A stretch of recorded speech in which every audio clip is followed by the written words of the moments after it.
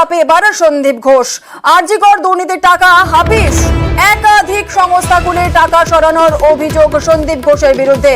তদন্তে নেমে ইডি। এই বিষয়টা আরো চাঞ্চল্যকর তথ্য উঠে আসছে। ইডি তদন্তে আরো চাপে সন্দীপ ঘোষ। আরজিকর দুর্নীতির টাকা হাফিস, একাধিক সংস্থাগুলির টাকা সরানোর অভিযোগ। একাধিক সংস্থা খোলা হতো, সেগুলো কাদের নামে হতো, কিভাবে টাকা হাফিস হতো, আপডেট নেব, কথা বলবো। আমাদের সঙ্গে রয়েছেন আমাদের প্রতিনিধি অমিত। সরাসরি চলে যাব অমিতের কাছে। অমিত, আরো একটা চাঞ্চল্যকর তথ্য উঠে আসছে। ইডি সূত্রে কি জানতে পারছো? এই যে একাধিক সংস্থা খোলা হতো, একাধিক সংস্থা কার নামে খুলতেন সন্দীপ ঘোষ, কি জানতে পারছো?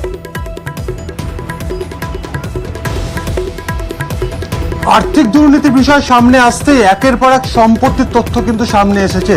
যেমন বেলেঘাটায় জোড়া ফ্ল্যাটের প্রসঙ্গ আসছে, বিভিন্ন জায়গাতে নিউ টাউন বা বিভিন্ন জায়গাতে যেমন তার বাংলো বাড়ির সন্ধান পাওয়া যাচ্ছে। একই সঙ্গে ইডির যে তল্লাশি অভিযান চালানো হয়েছে গত শুক্রবার, সেই তল্লাশি অভিযানে সন্দীপ ঘনিষ্ঠ সল্টলেকের ব্যবসায়ী তার বাড়ি থেকে এবং সন্দীপ ঘোষের আত্মীয়দের বাড়ি থেকে বেশ কিছু যে নথিপত্র বাজেয়াপ্ত করা হয়েছে ইডির তরফে, সেখানে এখনো পর্যন্ত প্রাথমিক পর্বে যেটা ইডি সূত্রে দাবি করা হচ্ছে 8 থেকে 10টি সংস্থার তারা হদিশ পাচ্ছেন এবং 8 থেকে 10টি সংস্থার তারা নথিপত্র পেয়েছেন এবং এই সংস্থাগুলো বিভিন্ন নিকট আত্মীয় বা বন্ধু বা পরিজনদের নামে এই সংস্থাগুলো খোলা হয়েছে। কার্যত বিভিন্ন বন্ধু পরিজনদের নামে খোলা হলেও ইডির সন্দেহ এই সমস্ত কোম্পানির কিন্তু নিয়ন্ত্রণ বা এই কোম্পানির একদম নিজের কন্ট্রোলে রাখতেন সন্দীপ ঘোষ। এই তথ্য কিন্তু এখনো পর্যন্ত উঠে আসছে।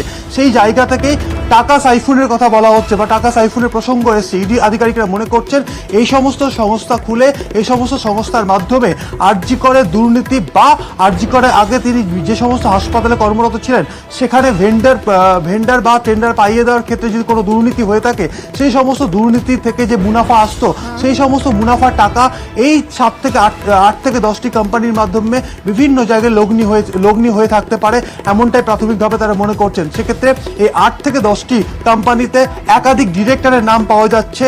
তাদের ভূমিকা কি, তারা কবে থেকে এই সমস্ত সংস্থার সঙ্গে যুক্ত ছিলেন এবং তাদের নামে এই সমস্ত কোম্পানিগুলো কবে খোলা হয়েছিল, কোম্পানিগুলো মানে কার্যকারিতা কি বা এই কোম্পানিগুলো কি কাজ করতো, সমস্ত কিছু এই মুহূর্তে ইডি স্ক্যানারে। তবে এখনো পর্যন্ত ইডি সূত্রে যেটা দাবি করা হচ্ছে যে সল্টলেকের ব্যবসায়ী স্বপন সাহা এবং সন্দীপ ঘোষের অত্যন্ত ঘনিষ্ঠ বা আত্মীয় বলা যেতে পারে, তাদের বাড়িতে অভিযান চালিয়ে যে সমস্ত নথিপত্রগুলো বাজেয়াপ্ত করা হয়েছে সেখান থেকেই 8 থেকে 10টি সংস্থার তারা হদিশ পাচ্ছেন এবং সেই কোম্পানি সংক্রান্ত কিন্তু নথি ইতিমধ্যে ইডি আধিকারিকদের হাতে এসছে।